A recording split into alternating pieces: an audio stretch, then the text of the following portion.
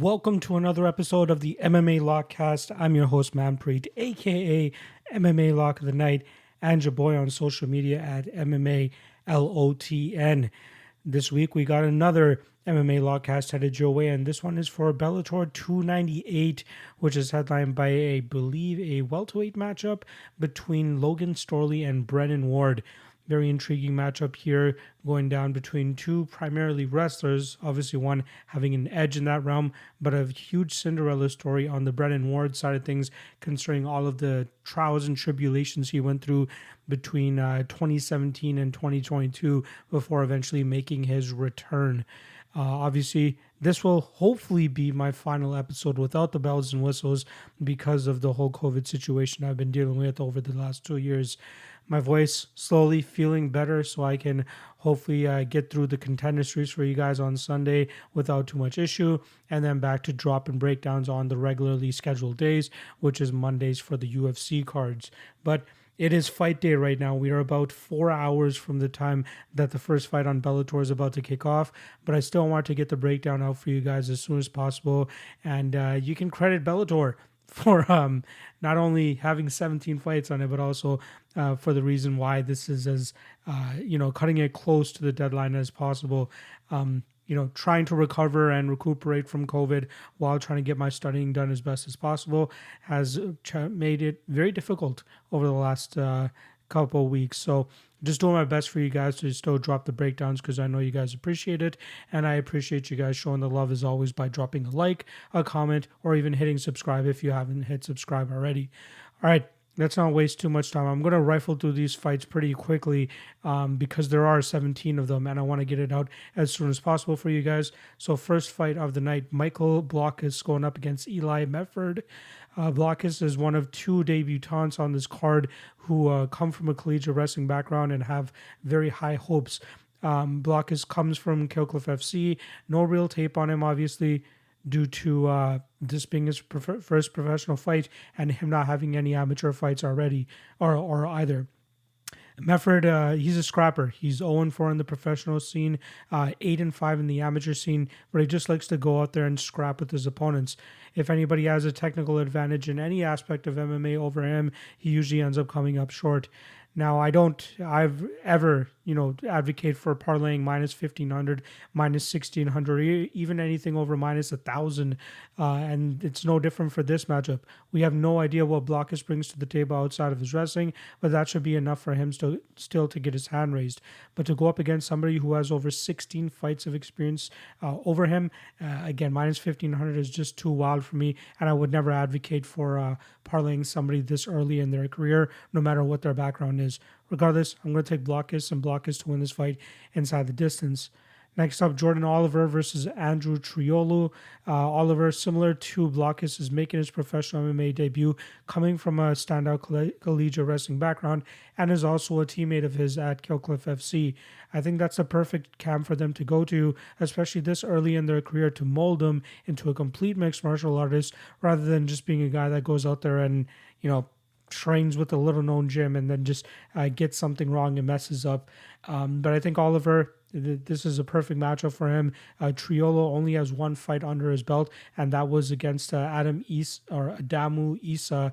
I believe the guy's name was on LFA, and that was another fight where Triolo was going up against a minus 2,500 favorite. Same thing this time around, but instead of a striker, he's facing a standout wrestler, and I still don't know if his wild, reckless striking approach is going to be enough for him to get his hand raised here. So give me Oliver and Oliver inside the distance. Next up, Hodge, former LFA interim bantamweight champion, makes his Bellator debut against Marceli Alves. Hodge, slick boxer with good speed and combinations with his strikes, and he has fluid footwork as well. But what I like most about his game is his ability to blend the martial arts together. Not only does he strike, but he mixes in his takedowns behind it to get some solid control time and make it look really good for the judges. He had a very good performance last time around against Rafael do Nascimento in a fight where we saw him really do very well over 25 minutes, land the takedowns when he needed to, but also was able to get off on his boxing and striking damage as well to get his hand raised by decision and then obviously win that title. Alves is on a 2-fight winning streak after he had lost to Luan Lacerda, who is a I don't know if he's a former UFC fighter now, if he's been cut, but Lacerda was able to dive for an ankle and get a heel hook and defeat him that way. Normally, Alves is a hard-nosed striker who likes to walk his opponents down and throw big strikes and land big strikes and try to, utilize his kicks and just his overall combination striking game to break his opponent and eventually finish them late. In terms of this matchup, I think that Alves has yet to fight somebody with the hand speed and combination boxing style of Hodge, which is why I'm going to lean with the underdog here in Hodge to go out there and land the more significant strikes and mix in some takedowns to make it look better for the judges. Alves could have some success with marching down Hodge, but as long as Hodge sticks to his jab, his hand speed, and his ability to put punches together, I think he's going to frustrate Alves, and that will allow the takedowns to come even easier after that. So give me Hodge and Hodge by decision. Next up, we got Josh Hill going up against Kasumov. Hill, obviously getting over, much older now, 36, 37 years old, had a very close split decision victory over Kasumov last time around, but at his best, we normally see Josh Hill using tight boxing combinations and his wrestling to take down his opponent and grind them out over 15 minutes. However, it seems as obvious that he's never going to really break through to the next level, considering his age, especially at a lower weight class, and just his inability to just get over the hump against these better fighters. And that's where he's fighting this weekend in Kasumov, who makes his Bellator debut with a 14-1 record. The only loss that he took back in 2019 was to Charles Henrique back on the ACA scene in a fight where the aggressive style of the Brazilian was too much for Kasumov to overcome. Kasumov was, landing takedowns and doing what he does best, but it was the damage-based style of Henrique that was able to get the judges' scorecards that night. But normally, Kasumov fights exactly what you would expect somebody with his name to fight like. Relentless grappling, always looking for a dominant position, and usually looking for a submission to get his opponents out of there. Even when he gets put in bad positions, he does a great job of never settling and always finding his way back to his feet and then getting the reversal needed so that he can go out there and get the damage off that he needs to end up getting his hand raised. I just don't think that Josh Hill is aggressive enough to give Kasumov troubles here. This might be close early with them going back and forth in the grappling realm, but I think as this fight continues to go into deep water, we'll see Kasumov end up in the better positions, and I think that'll allow him to get a judge's decision in this matchup. I like Kasumov to get his hand raised in his Bellator debut, and I think it's going to come from a grapple-heavy approach that looks more and more dominant as the fight goes on. Excuse me. Next up, Leandro Higo going up against Nikita Mikhailov. Leandro Higo obviously coming off that loss to Danny Sabatello last time around, but it was a solid performance that he put on against Darion Caldwell of the fight prior, where he was able to pick up a split decision victory that night. It seemed that it was Caldwell's cardio that failed him once again, as Higo was able to outdamage him and outwork him in the second and third rounds to get his hand raised that night. Higo comes from a BJJ black belt background, but also trains with the Pitbull brothers, and you can see his aggressive striking approach when he's on the feet throwing his leg kicks. However, his takedown defense seems a little bit suspect, and that's where fighters with a good enough gas tank should be able to out-grapple him and outwork him and get their hand raised. And that's exactly what I'm expecting from Mikhailov here, who has shown his own, lack of grappling defense at times, but he's a strong offensive grappler, and when he's able to get that top position against his opponents, he does great work in terms of holding them down and grinding them out over 15 minutes. He's had tough matchups against Darion Caldwell and Enrique Barzola, but his win over Caldwell came similarly to what Higo was able to do, which was lose the first round, but then win the next two to get his hand raised by decision. I fully expect Mikhailov to land his takedowns here against Higo, and that should allow him to grind this matchup out and win it by decision. Next up, we got Alfie Davis going up against Outlaw and Cruz, a matchup between two strikers who like to go out there and throw down. But it was Cruz who showed off his grappling in the second and third rounds of his last fight against Bobby King to get his hand raised by decision. That was after getting touched up in that first round, and he couldn't get a beat on the striking of King, which is why he decided to go with the grappling and realized success there and kept going to it for the last 10 minutes of that matchup to get his hand raised by decision.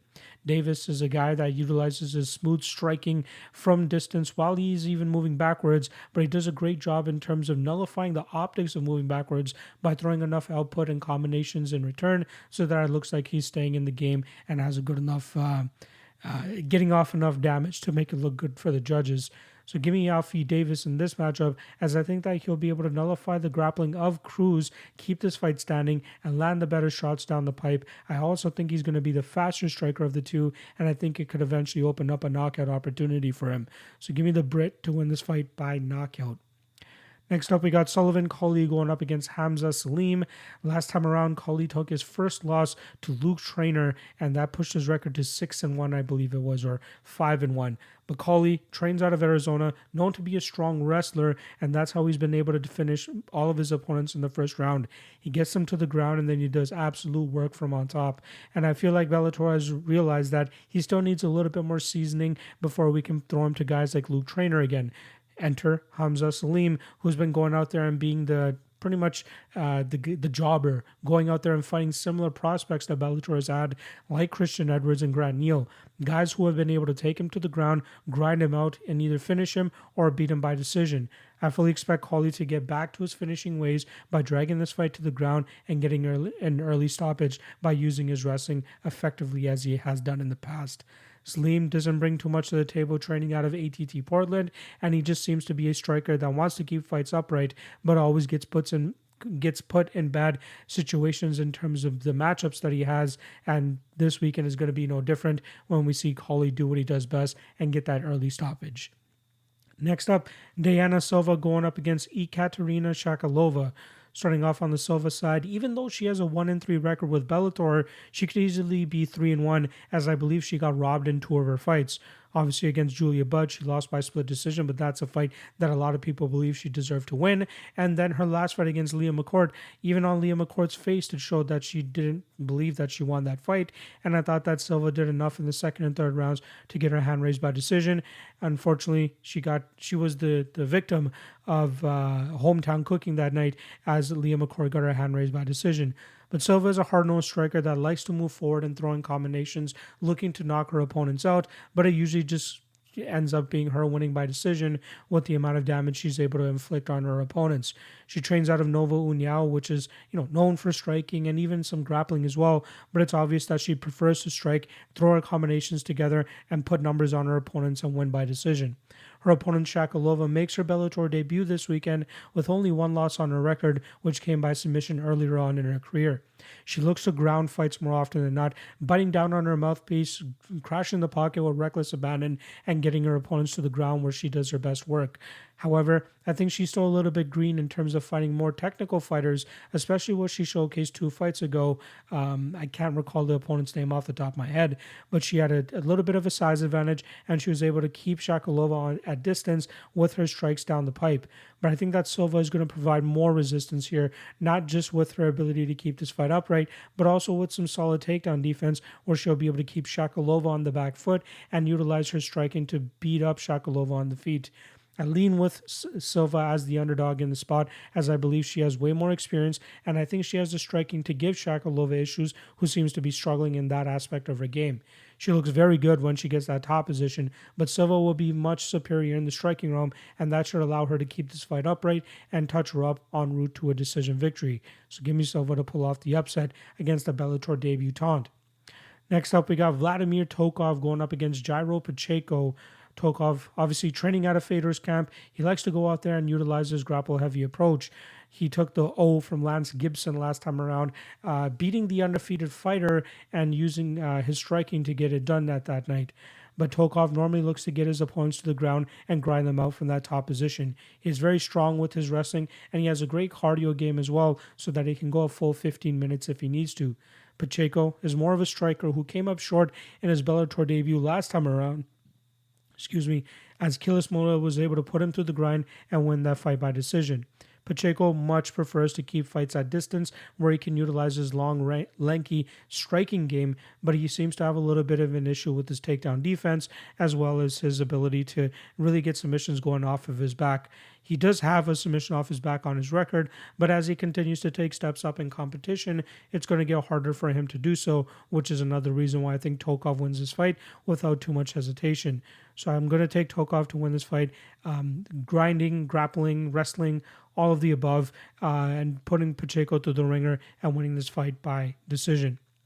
Next up, we got Diana Avsaragova going up against Justine Kish. Avsaragova last time around picked up a win over Bellator veteran Alejandra Lara in a fight that she made a little bit harder than it should have been. She chose to go out there and strike with a striker, and luckily she was able to get her hand raised still, even though I believe that she had a legitimate grappling advantage over her opponent that night. Hopefully that is just a sign of things to come for her in terms of learning from her, poor fight IQ in that matchup, especially in this fight against Kish, where she could probably do better if she takes the fight to the ground.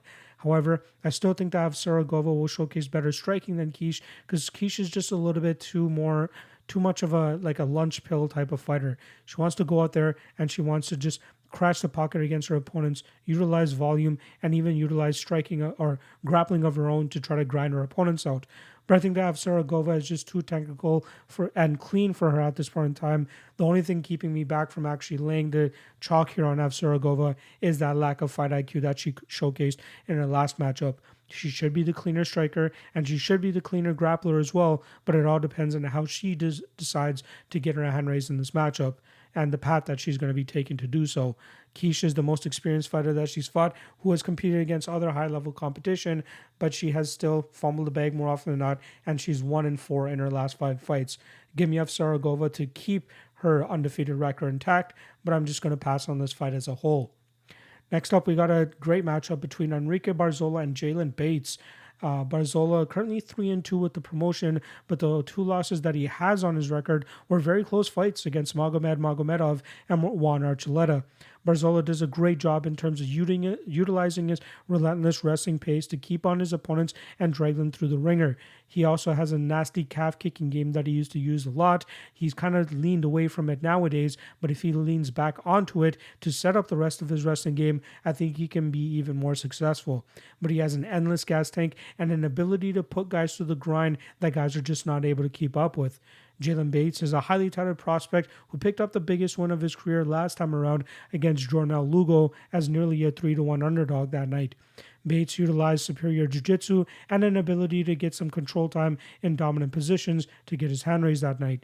But it was a close fight that Lugo almost got done as well, because he was able to land takedowns without too much issue, but just couldn't get enough top control time to get his hand raised that night. I expect Barzola to be the one dictating the pace in this matchup, but I think that minus 275 is just too wide, and Jalen Bates showed last time around exactly why. His jiu-jitsu game is pretty crafty, and he does a great job in terms of creating scrambles and reversal opportunities for himself to get into a more dominant position. However, I think that Barzola will showcase better control than we saw from Jornal Lugo, and we'll see Barzola in more dominant positions more often than not. Bates is a very solid fighter who's just on the brink of losing his undefeated record, and I think that's going to end up being the case this weekend as Barzola just does what he does best and puts him through the grind and wins this fight by decision. But at minus 275, I want none of that line considering how wide it is. Next up, Lucas Brennan going up against Weber Almeida, a fight between 2 of Bellator's top prospects. Brennan, a very highly touted prospect, so much so that he's a minus 800 in this matchup. He's a BJJ black belt with an assassin-like approach with the chokes that he lands on his opponents and gets them out of there, but also has the ability to grapple his opponents over 15 minutes if he needs to win by decision. But he's more keen on looking for submissions and getting his opponents out of there. He has a strong wrestling background that helps him fuel the crafty BJJ game that he has, and I think his striking is slowly starting to come along as well, but luckily his wrestling and movement is good enough that he can get fights to the ground without eating too much damage in return. His opponent this weekend, Almeida, comes from a Machida style of fighting and actually trains on the Machidas with that karate style that he brings to the table. He has a good kicking game and good striking game, but really struggles when fights hit the mat, just like he showed in his fight against Johnny Soto. Soto was able to get him to the ground with relative ease and control him from the top position and was able to grind him out over 15 minutes to get a win that night. In his last fight against Ryan Lilly, he only won a split decision that night as Lilly was pretty competitive in the striking round with him. However, I fully expect Brennan to go out there and do what a minus 800 does. I expect him to get this fight to the ground without too much issue, and I think that will allow him to get into the dominant positions that he needs to eventually find the submission victory in this matchup. Give me Lucas Brennan, and he is definitely one of my favorite prospects out of Bellator, and I think he gets this choke relatively easily. Next up, we got Sydney Outlaw going up against Islam Mamedov, where we got two grapplers going at it. Outlaw, a little bit more of a decorated Brazilian Jiu-Jitsu black belt, but Mamedov has that Dagestani wrestling style that we've seen has worked out more often than not against these high-level BJJ guys. Mamedov will have the slight striking advantage as well, because that's where we see Outlaw struggle the most. That's where we've seen guys like Michael Chandler and Tafik Mosaev knock him out in the opening round of their matchups because he's unable to get fights to the ground, and when he starts getting hit, he doesn't really react the best in return. So I'm curious to see what kind of approach Mamedov is going to be taking. Is he going to be looking to use his wrestling defensively to keep this fight upright so he can outstrike the grappler, or is he going to use his wrestling to maintain that top position and grind out a guy in Sydney Outlaw who might be a little bit too trustworthy in his jiu-jitsu game and will end up eating up too much clock? I'm going to lean with Mamedov regardless here. I think that he wins by decision. I think we see it time and time again where jiu-jitsu guys get a little bit too comfortable off their back against Dagestani wrestlers, and we see wrestlers just eat up the clock and win their fights by decision. I fully expect that to happen again this weekend. Give me Mamedov by decision. Ooh, the COVID is catching up, but we're almost there, folks. Let's get it done. Next up, James Gallagher going up against James Gonzalez. Very interesting matchup here. Gallagher obviously has been off for a long time, and the fact that he's only 4-1 since 2017 is a bit of a red flag. He's dealt with some injuries and as well as changing training camps as well, as he's gone from SPG to train under James Krause, and then he ended up leaving Krause after his loss to Pachi Mix, and now finds himself at Bang Tao Muay Thai in Thailand. That seems to be where he needs to do his best work because his jiu-jitsu game is already pretty high level. It's more so his striking that needs a little bit of work. And I'm looking forward to seeing what kind of improvements he's made since the layoff that he's had over the last 2 years.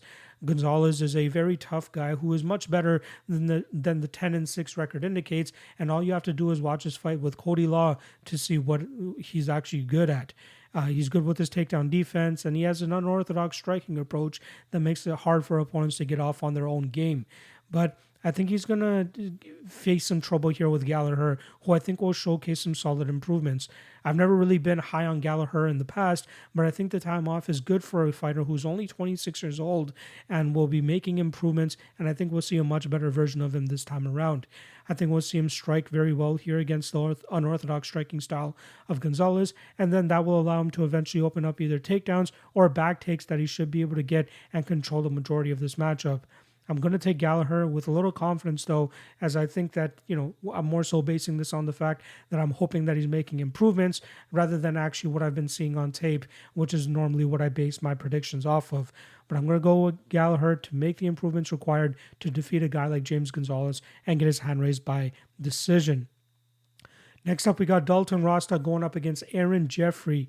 Very intriguing fight here between the undefeated Dalton Rosta, who's been taken to the mixed martial arts game pretty well. Training out of Killcliff FC, we know that we're getting the solid improvements required, especially from a guy coming from a wrestling background. Earlier in his career, Dalton used to use a wrestle-heavy approach to grind his opponents out, but now we see him more comfortable in the striking range, where he's going out there and defeating veterans like Anthony Adams, who's primarily a striker as well. I thought minus 800 last time was still a little bit too wide, even though he still got his hand raised, but it showcases that he's making the improvements required to continue taking steps up the ladder and eventually take that heavyweight or that title shot that I'm sure that he's desiring. He's very athletic, he's very explosive and very strong, but I like his overall improvements as a mixed martial artist.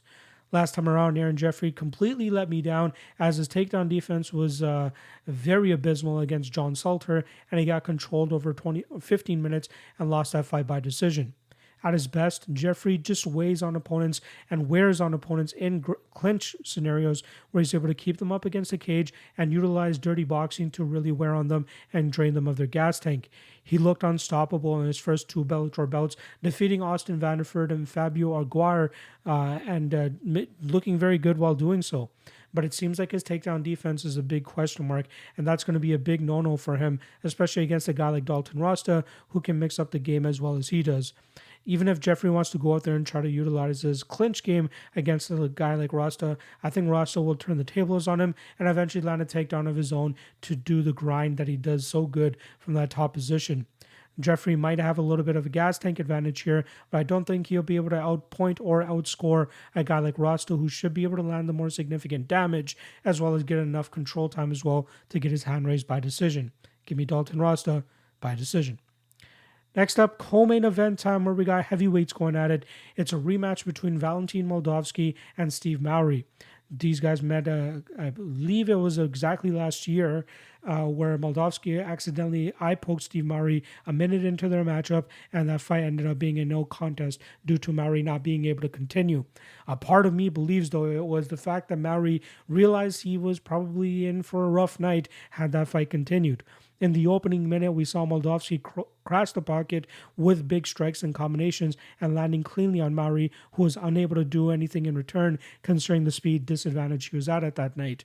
Well, Mowry got a draw in his last fight against Ali Asayev, a very solid fighter who was able to have good control time against him, against, very minimal resistance in terms of the takedown defense. Asayev was able to grind him out in rounds 1 and 3, but he made a very big mistake in the second round that allowed Mowry to get the top position and rain down big blows enough for him to get the 10-8 on all the judges' scorecards and eventually have that fight scored as a draw. Mowry is at his best when he can get into the clinch position and utilize his knees up the middle to damage his opponents.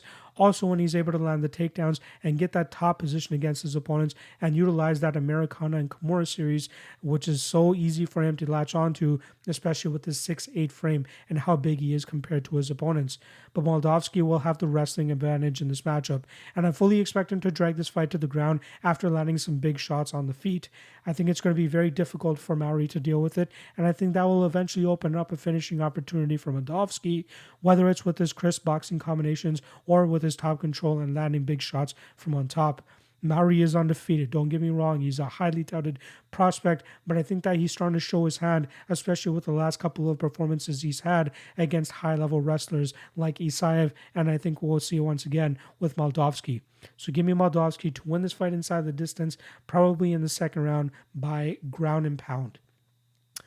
And we go to the main event now between Logan Storley and Brennan Ward.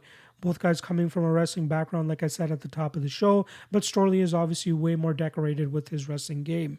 He's very good in terms of mixing in his wrestling behind his striking, and he has a good enough gas tank to do it for 25 minutes if he needs to. His only 2 professional losses come to the current Bellator champion, Yaroslav Amosov, and I think that's just a case of Amosov's wrestling being too good that Storley can't get the fight to the ground, and then Amosov being a far superior striker, which is why Storley is unable to get much success off on a guy like that. Ward might have the slight striking advantage in this matchup, especially early when he's explosive and has a ton of power, but I fully expect Storley to weather that storm, drag this fight to the ground, and wear on the gas tank of Ward, which will eventually open up a finishing opportunity for Storley later on in this matchup. Trust me, Ward's storybook run that he's on, Cinderella run that he's currently on since coming back from being addicted to drugs and disappearing from the face of the world, is a thing of storybooks, is a Cinderella story, like I'm saying. But now that he's fighting the top of the division, I think we'll see what his ceiling actually is, and we'll see Storley do what he does best, put guys through the grind, and then eventually take out the exhausted Ward, probably in the 4th or 5th round of this matchup. So give me Storley by TKO or submission in the 4th or 5th round. There you guys go. Breakdowns for all 17 fights. Hopefully enough time between now and when the fight's starting for you guys to digest this. I appreciate everybody bearing with your boy during this whole COVID issue that I've been dealing with for the past 2 weeks. But I hope to be 100% for you guys next week so I can get back on track, back on schedule, and dropping these breakdowns more than in advance so that you guys can digest it and make your own plays and predictions based on what I've dropped for you guys. Remember, UFC goes down tomorrow as well. If you want to get those breakdowns, check out the podcast that I dropped yesterday. And then I'll see you guys on Sunday for the next Contender Series breakdown, which hopefully goes much better than the first week where I went 1-4 on my predictions. Worst week I've ever had with Contender Series. Let's see if we can bounce back effectively. Appreciate every single one of you guys. Drop a like and comment below if you haven't already. And also hit that subscribe if you haven't already either. Appreciate you guys. Love you guys. And good luck this weekend. Peace.